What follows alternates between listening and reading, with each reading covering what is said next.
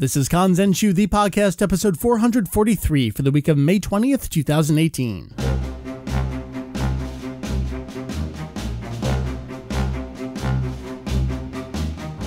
What's up, everyone? Welcome back to Kanzenshuu, the podcast, an extension of the all-encompassing Dragon Ball fan site. Kanzenshuu. We cover anything and everything Dragon Ball in hopes of enlightening and a little bit of entertaining. My name is Mike. I'm here. I'm usually here. Vegito EX. Across from me, live, in person, full studio audience of, I don't know, Dragon Ball figures on the shelf over there. Watching. Julian, you are in my basement. Yes, I don't know how I got here. I'm chained to the desk. Please don't know how help.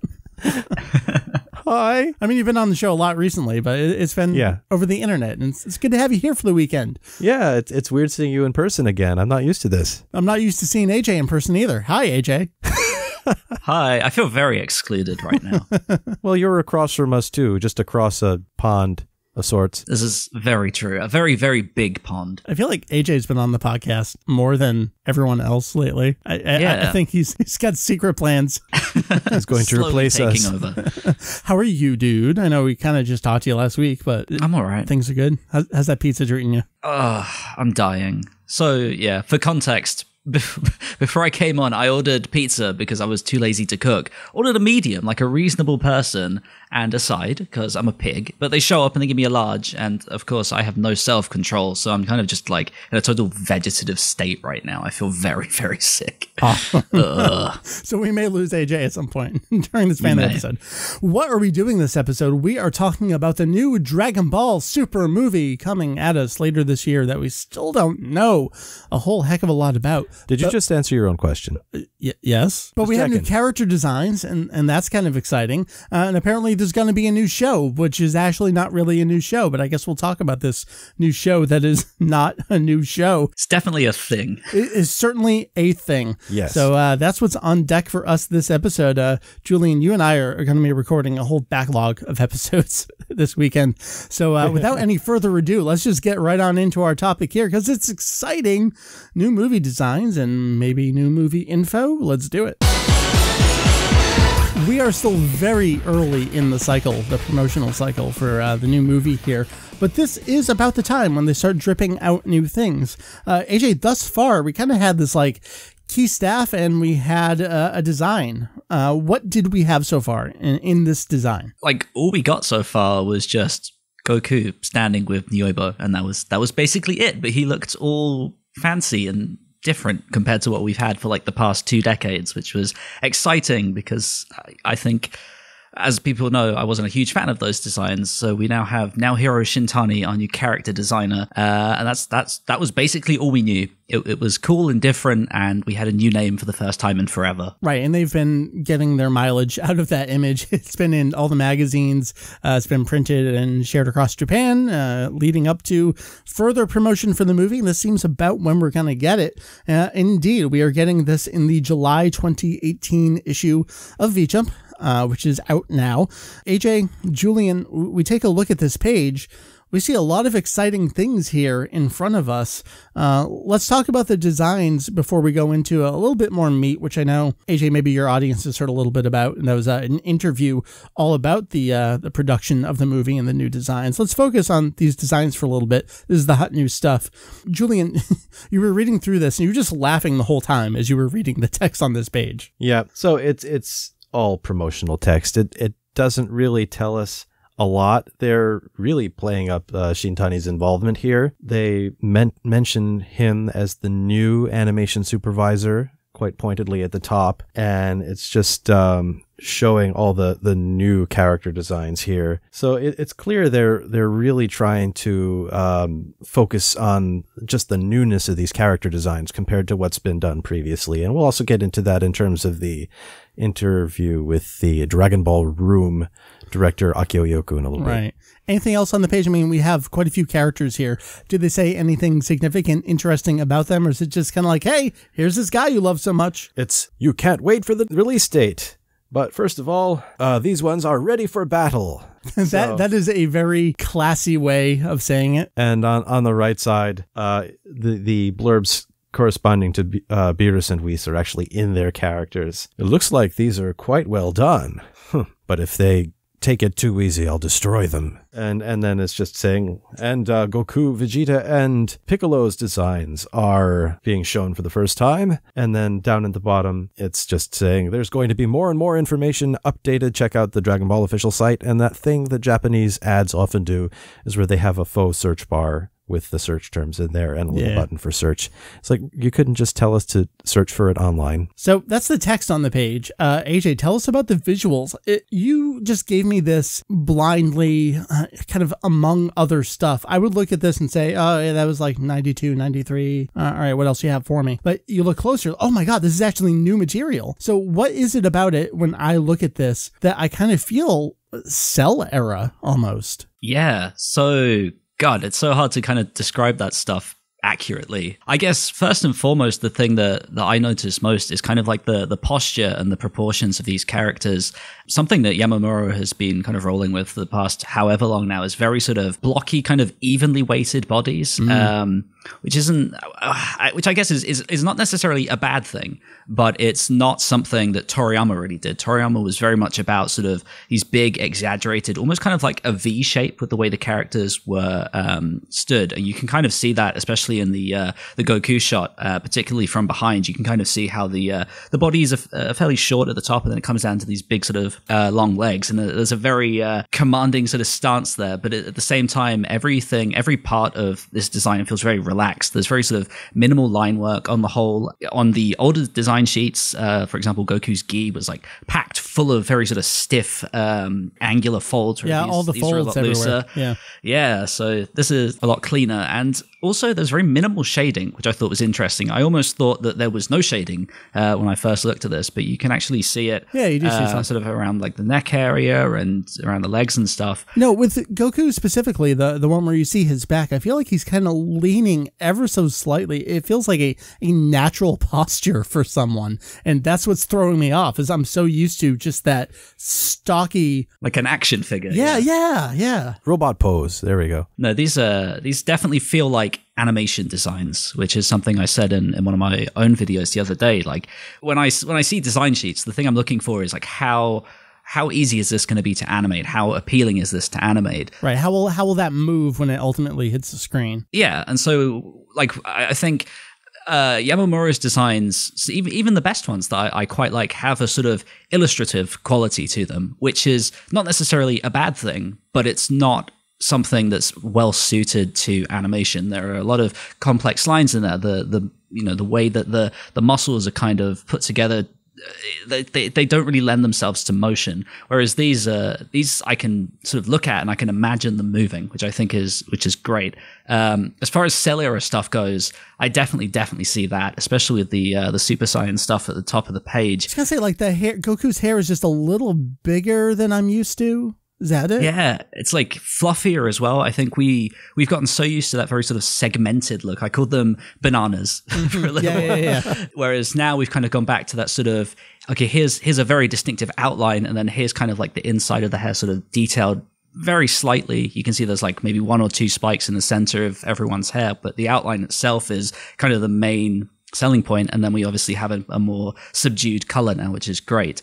And of course, speaking of color, Vegeta is no longer in his very, very bright blue jumpsuit, or whatever you want to call it. We've now gone for a sort of a darker blue, which is a lot like the 2008 Jump Special. Yeah, I think on the whole, this is just very much geared at manga fans. I think it feels like a mix between that era you were talking about, Cell era, late Frieza era, and Toriyama's modern stuff. I am a massive fan of it. I actually want to point us down to Beers and Weiss a little bit. Julian, which interview was it? It was Toyotaro. I think he was talking about how it's difficult for him to draw some of the characters that didn't exist prior, especially in the manga, because that's what he would draw his inspiration from. Right. What do you see in Beers and Weiss here that is like Toriyama but isn't like Toriyama? Well, to an extent, I think that the idea of the musculature and the overall shape is very Toriyama-esque. The faces are maybe a little bit less what Toriyama would draw. In particular, the eyes look a bit different to me. Just the structure of the faces. I want to say that Weiss's ears maybe look smaller too. Yeah. And his eyes. Obviously, Beerus's ears don't have that same problem, but He seems a bit more, I don't know if snub-nosed is the right word, but a slightly less feline in some respects. Yeah, and he's in that pose that Toriyama would originally use in his designs too. Is this just what everyone needs to fall back on? Because, all right, this is Toriyama's Beerus, so I need to give my version of that. That is certainly possible, and I think especially there's a number of sort of classic poses that are in this particular page. Yeah. Representing the new character design. Sure. So I think in a way they're kind of relying on these past drawings in a way to show how these ones are different. That this is a consequence of the new animation supervisor rather than just, being a weird pose or something. That said, I don't find them displeasing. I think maybe Whis' head appears slightly elongated in a way, but it's not that far off. It's definitely, everything feels familiar, but a little new. And I think as we get to that interview, that's exactly what they were shooting for. So in terms of what I think and what I feel and what this page gets onto me, I think they got what they were looking for. I agree. And that's pretty much it. This is where we are with visuals for the new movie, right? I mean, we had the original Goku design, and now we have this, and we don't have a title. We did have the promotional video where we got a brief glimpse at possibly our antagonist, but we don't know a whole lot about the film. So I guess let's talk about, Julian, this interview. This was something that went up on the Dragon Ball official site. It was actually posted at the very end of April. Who is this, and what can he tell us, and why is he an authority here?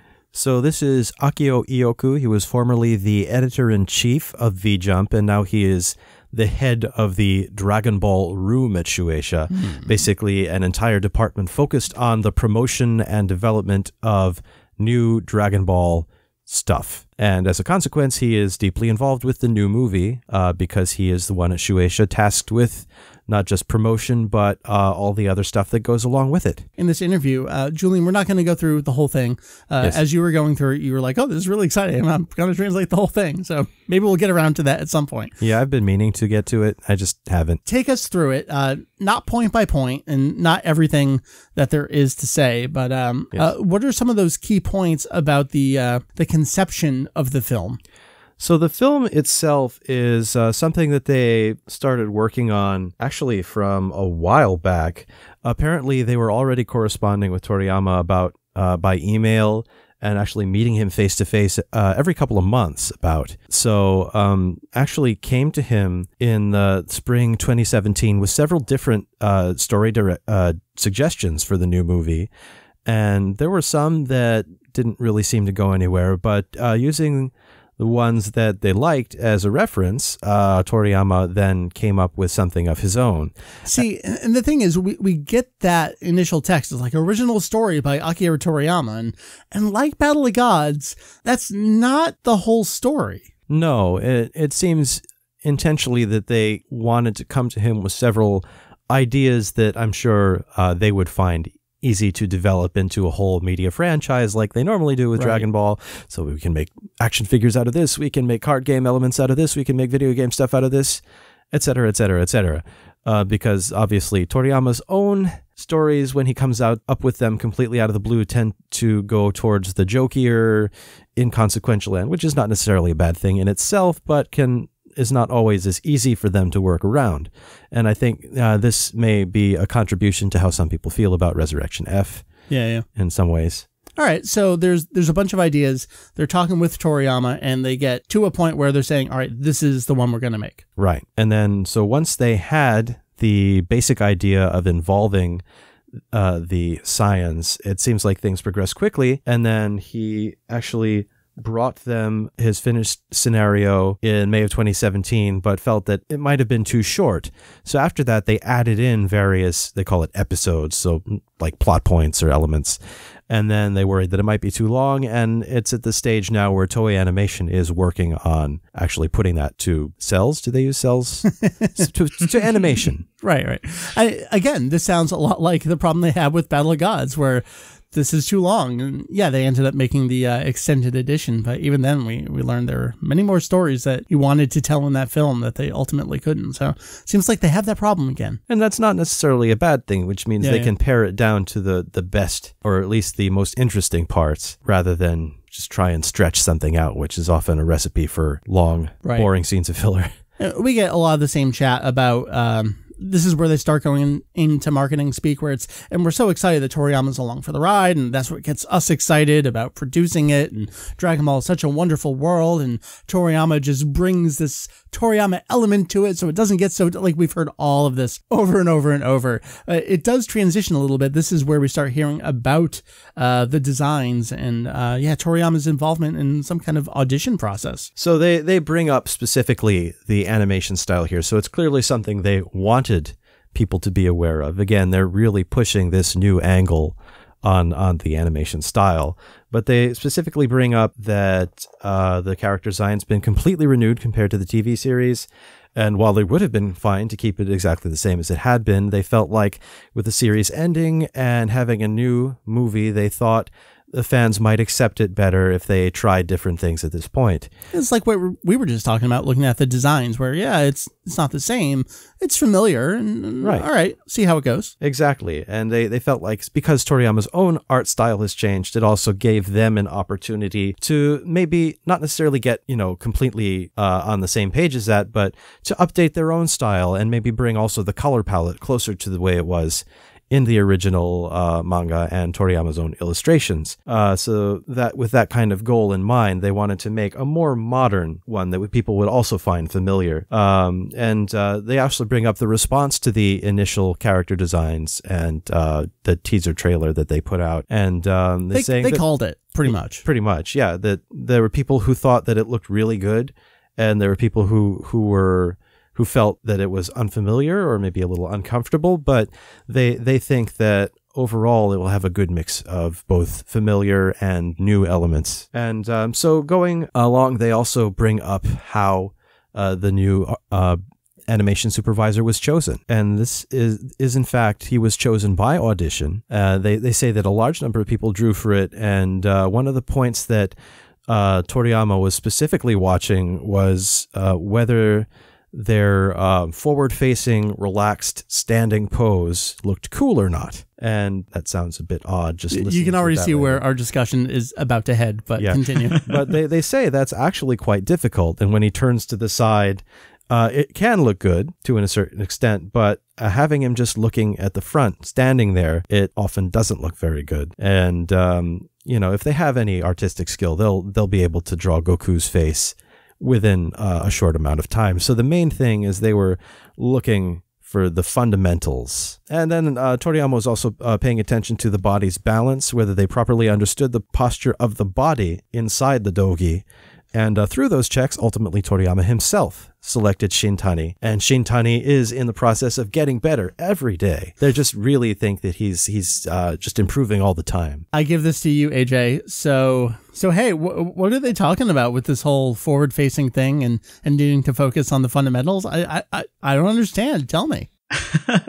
So, at the risk of going on a big rant, I will preface this by saying that Yamamuro was once an spectacularly talented artist who kind of defined an entire era of Dragon Ball and produced some of the best promo art ever. However, over the years, he has very drastically declined in a very, very kind of consistent way. And not just in terms of his stylistic choices as far as character designs go, but as far as his actual ability to draw characters with correct anatomy. It feels like over the past sort of 2-3 years that Super's been around, every kind of Blu-ray cover, any kind of promotional illustration has severe issues in terms of construction. We just saw the new Blu-ray cover today that has Goku's bicep inside his shoulder. There are real issues there. And I think that has definitely made its way into his character designs in certain ways. I know that the Goku character design that everyone used for Super, we were talking about it earlier, is sort of very stubby, doesn't have the best body balance in the world. And in fact, I feel like his shoulders are halfway up his face. It's so weird. Yeah, it is very, very strange. Some big traps. Yeah. Yeah.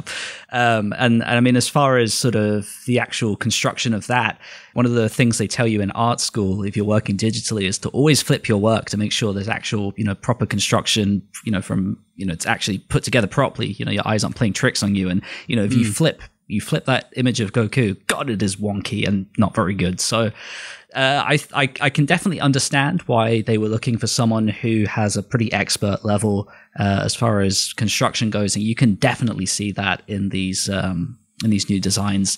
As far as the audition process goes, so that's you typically get a bunch of people who are invited by like the producers or or not the series directors, the director of the film. And they all head in, submit their designs based on a brief, and then they go from there. But not for Dragon Ball. Yeah, so that is pretty cool. There was definitely a big deliberate, we want to change things up, and I mean, they said as much, which is great. I think what's cool, and I'm getting a little bit off topic here, is that this was done so long ago. We've never had sort of pre-production like this in a very, very long time. I mean, I have a friend who talks to Yuya Takahashi, who's a fan favorite, and they asked him, did you go in for this audition? And he was like, nope, I had no idea about it. It happened too long ago. It was before he was even a big thing on the series. So I have to wonder, maybe that would have changed that was a while ago. So that's fascinating stuff, really. And we had talked about that before. I think even with the early design, how even just at that point where it was a design that early and they were so confident in their visual aesthetic for it that was comfortable to us. Where it's like, all right, they're taking their time. They know what they're doing. Everything they say just kind of, for once, out of Toei with regard to Dragon Ball. They're not just talking the talk. They're putting up. Yeah, God, no, like the, what was that quote? The one where they were like, we want this to be like, it sounded like marketing speak. Like, we want this to be the biggest, best looking thing ever. Yeah. And like everything we've heard so far has just really made that feel like truth and not just marketing spiel. Like in terms of like the production time this has had, this new character designer, the animators we've had confirmed for the film already, it's crazy. It's weird to be this excited for a Dragon Ball property. And I was talking to some One Piece friends earlier, and they said that from their perspective, it feels like the point where... This feels like Strong World. Yes, exactly. I was going to say, One Piece had films like Dragon Ball did alongside the anime for a very, very long time. And they were fine. They were okay. But then Strong World came around and it was just this big, colossal change. When taking things very seriously, the film got bigger. The production values went up through the roof. And it's kind of been like that ever since, really. And this feels like that for Dragon Ball. Well, they kind of did that with Battle of Gods, but that was also, there was no other ongoing serialization or broadcast at that time. So it was kind of a different time. True. True. And we talked about One Piece before with, which movie is it, 4 or 6 that's got the character designs? Who did? It's 6, I think. 6. Baron Omatsuri and the something or other. So, I mean, One Piece and Dragon Ball had very similar histories, but I feel like as we hit this era of post-Dragon Ball original serialization, like they're still they're finding their way back to the One Piece style of production. So maybe they'll align at some point. Speaking of confidence and lots of pre-production time and new looks, can we talk about how there's apparently going to be some other new Dragon Ball production this year? Oh God, here we go. Is this where they're shoving Yamamuro? Did they make him go upstairs and say, this is your work now? I feel like that's got to be what's going to happen. It has to be. All right. So, Julian, this is also in the same issue of V-Jump, which is now out. Tell us what's going on the page here. So, they're saying that the Super Dragon Ball Heroes Universe mission is going to have its Prison Planets arc animated. It doesn't say it's going to be a TV animation. It does say it's going to be a promotional animation, and there's no runtime involved, so we really don't know how this is going to end up being distributed. However, it does mention that it's going to have a special preview showing on July 1st at Eon Lake Town, and I actually don't know where that is off the top of my head. I would assume it's somewhere in the Tokyo area. That being said, it's actually got its very own website now, so we can go check that out. And as there's more information available, we can find out more information. And as Jake pointed out on the Twitter, etc., that because it's promotional, it could be very short. It might not be much of anything in particular, but this may well indeed be the new purview of Yamamoto, who had previously been on the mainline series more than anything else. This is the story, the point in Heroes. I'm shocked they're doing it now, but it also kind of makes sense. The amount they're doing with Few, who we talked about previously on the podcast here, new character, actually new old character, originally developed for Dragon Ball Online, was ultimately never used over there and kind of redesigned and used now in Xenoverse 2 and over in Dragon Ball Heroes. They're really pulling him in and messing with time in new and exciting ways. Let's talk about the difference, Julian, between the Universe Survival Arc and Universe Mission. Yes, so Universe Mission is a part of Super Dragon Ball Heroes, which is an arcade-based card game, which is in turn a continuation of Dragon Ball Heroes, essentially a renewal with new hardware and new fancy techniques and stuff, and new cards, of course.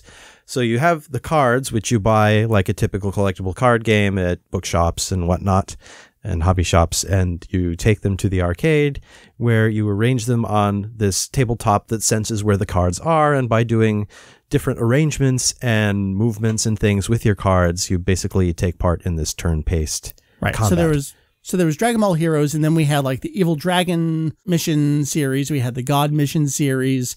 What was the other one in there? Evil Dragon, did we mention that? Yeah. Galaxy Mission, yeah, with all the GT stuff. So Super Dragon Ball Heroes came around, like you said, that was the big hardware upgrade. So this is the next mission series following the hardware relaunch, and so this is the Universe Mission series. Yes. So there's no actual relation between Universe Mission and Universe Survival Arc. Yes, Dragon Ball Super. That's series. correct. Now each of the missions has certain iterations. Has a story. Yeah, a story of sorts, which is basically an excuse for you to fight against different opponents and win like upgrades and new cards. And this is usually upgraded every couple of months. Yeah. So every stage, as it were, has its own particular bosses. Right. So right now we're at Universe Mission 2. So we're in the second upgrade series within the larger upgrade series within the larger Super Dragon Ball Heroes. Yes. And Few and this prison planet thing, this is like the latest excuse for half a story to pull everyone together, give Kula the golden form and have Trunks in jail and have them break out and all that It's jazz. basically they take a lot of stuff from all over the place, things from other video games, things from Dragon Ball Online, which was only ever in Korea and Taiwan, and then things from GT, things from Super, They're things still doing from the GT. movies. Yeah, they are pitting Super Saiyan 4 Goku against Super Saiyan Blue Goku all the time right now. Yeah, so it's anything goes basically. So it's not anything to do with the storylines that we've seen in Super. It's its own self-contained thing, right? That incorporates elements that are going on in other parts of the franchise, but is not a part of it. Right. So, like within the Universe Mission series, Dragon Ball Super has happened. The Universe Survival Arc was a thing that existed and did happen. And GT. So and GT happened as well.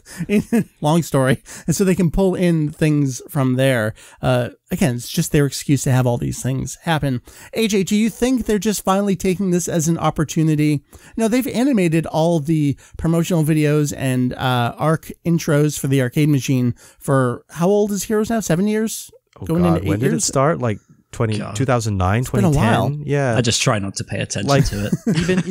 even when Toyotaro started doing the Heroes promotional manga. It was manga, in Galaxy Mission at that point. Yeah, it was already around for like a year or two at that point. So I'm going to say 2010, 2009. I guess I could look it up. There's a website where I can look up this kind of stuff. AJ, are they just taking this perfect opportunity to, all right, we've been animating all this stuff. Let's try to make it into something and see if that sticks, see if that does anything for us while we're working on this movie and maybe thinking about the future beyond that? Like, is this just a keep everyone busy on the side kind of thing? What is it? I really don't know, but I hope whatever it is, it doesn't become a full thing at some point. I mean, too much to work on, too much to cover. Yeah. Also, the content of Dragon Ball Heroes, no thank you. But yeah, I mean, so they described this as what, like a promo anime, I think they called it. Yes. So like that's typically just like a thing they release online. They're usually not very long. For example, Pokemon, what's it called? Pokemon Generations which was like 2 years ago now, maybe, was made to like celebrate some kind of anniversary thing. And they basically did like 18 episodes that were like 5 minutes long, put them on their YouTube channel. And yeah, they went through like this whole thing. I feel like it's probably just going to be something like that. Yeah. I can't imagine them doing anything more than that while they have a movie in the works. I can't. Yeah. And as far as TV goes, there's nowhere for it to air, so I don't think it'll ever end up on TV. That's been the big question. Everyone's like, "Oh, but Kitaro's on. Is that going to be ending? Is Heroes going to be on TV?" And it doesn't look that way. Probably no. Yeah, I don't know what episode Kitaro is at right now, but it's supposed to be like 50 episodes, and I don't think it's anywhere near that. No, yet, that would be a full year of programming. So yeah, I think it's safe. So yeah, no, I think it's probably just going to be where Yamamuro is, and he's going to do basically what he's been doing for these promo videos anyway, just on a larger scale. Yeah. People have been asking, is this going to come to the West at all? And I'm going to say probably not. I mean, is Heroes even localized at all in any way yet? No, nope. I don't think it's anywhere at all other than Japan. And people constantly ask why. I'm like, well, Heroes, it's an arcade game that's supported by all this other stuff. People are like, why don't we get the Heroes manga? It's like, well, the Heroes manga is supported by the arcade game. But Mike, you just said the arcade game is supported by the manga. It's like, yeah, that's all true. This is how this works. It's all a cycle. Everything feeds into itself. Exactly. You can't do one without the other. You need all the constant support from all of them to work together. I think there is an opportunity. It depends on what this is. If this is just a one-off short animation or even a 4-off or something like that, I don't know that's enough to use as an indoctrination to, say, bring over whatever the next 3DS or possibly Switch game would be. Right. I don't think there's enough there. And it's said, it doesn't give us an episode count. It doesn't give us how long each episode is going to be. So at this point, all we know is that it's going to have a number of episodes of a certain length. Oh, I also found out that Eon Lake Town is in Koshigaya City in Saitama Prefecture, which is within the Tokyo megalopolis. It's sort of to the north. So again, it's early. It's early for the movie. It's early for whatever the Heroes promotional thing is going to be. But it seems like we have some Dragon Ball content coming our way in 2018, which isn't a surprising thing. It's not a new thing. It's not unexpected in any way, but maybe the format of it is a little unexpected for us. Right. I feel like 10 years ago, we would have been really excited about this. Like, oh my God. And now it's just like, yeah, there's more stuff. We're jaded. Well, you go back to, this was the thing, it was a little between the lines, but it was that interview with Kaze that Kazuhiko Torishima did for the Dragon Ball Kai, I think the Blu-ray release over there in France, was it? Where they wanted to do a new Dragon Ball series, or Bandai Namco wanted to do a new Dragon Ball series. What I say is, if you read between the lines there, that was right about the time when they would want to do a Dragon Ball Heroes series to really boost what they were doing, and Toriyama didn't want anything to do with a new ongoing storyline at that point. And Torishima credits himself with coming up with Kai. It seems like Bandai Namco never really got what they wanted out of all of this, but Dragon Ball Super came out of it, so maybe they kind of did. Yeah, I mean, it feels very much like they wanted something to go along with this game that they were developing at the time, which finally came out in 2010, according to Wikipedia. But yeah, what they ended up getting was Kai, and so that kind of idea was sort of shelved, at least apart from the intro clips that they have on the machine itself for each arc. Now they're finally making something. We're not sure what. We'll find out what it is when we find out what it is. Well, I guess we'll leave it there because that's kind of all the info we have. I'm sure there'll be more promotional pages and magazines, most of which will probably just repeat all of this ad nauseum for a month or two before we get the next tidbit. AJ, any thoughts before we wrap things up here on the movie on Heroes? Oh, God. No, I'm at a loss for words. I mean, when I saw that they were doing a Heroes anime, I didn't see anything about that it was a promo anime, so I kind of went into like meltdown for a little bit, thinking that it was going to like break the film. But no, I think, well, that's why you hold on and you wait for someone who knows how to read Japanese to look at the page. Oh, very true. Can't see me. Julian's waving here in the background. No, I'm very excited. I mean, you were saying, it's more stuff and, we're jaded fans. And I do agree. But God, the stuff that's coming out about this film, it's hard for me not to get excited just from a production standpoint. Hopefully the story matches up with it. You never know with Toriyama these days. But fingers crossed, this could be something very special if everything falls into place.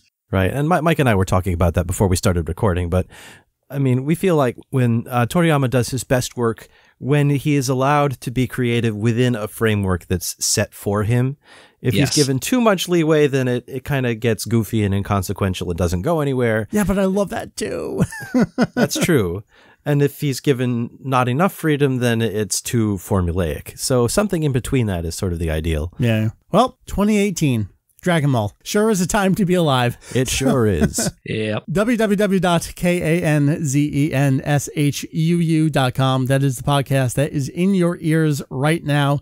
Julian, we're going to head off. And by head off, I mean stay sitting right here. I don't want to go back in the cage. Maybe we'll take a peep break and get another beer, but we have a lot more podcasting to do down here. AJ, thank you for joining us. I know it was kind of a little bit last minute for us, but I had Julian here and I thought it would be a great opportunity. And I do need to publicly apologize to Heath, who is traveling today and could not join us for the podcast.